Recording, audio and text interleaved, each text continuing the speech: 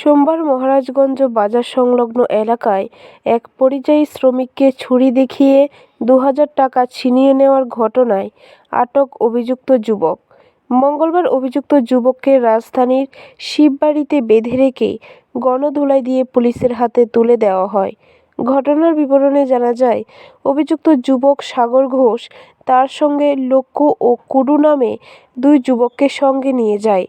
তারপর গুলশান কুমার নামে পরিযায়ী শ্রমিক অভিযুক্ত যুবককে শনাক্ত করে রাখেন।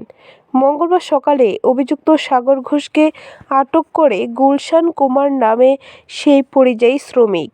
তারপর স্থানীয়দের সহযোগিতায় সেন্ট্রাল রোডস্থিত শিববাড়িতে বেঁধে রেখে গণধোলাই দিয়ে পুলিশের হাতে তুলে দেওয়া হয়।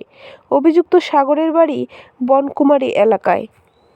1200 रुपये मेरा लिया, 800 उसका, 2000 रुपया लिया दोनों मिलकर। चाकू छीन के दिखा के हाथ में दांतों काट लिया पहले। चाकू दिखा के 2000 ले लिया। हाँ 2000 रुपया। किसे? आपसे? हाँ से आप क्या करते हैं? जैसे डिलीवरी काम करते हैं, ठेला से माल करते हैं डिलीवरी। कहाँ से ले गए? वहाँ बिल्डिंग से।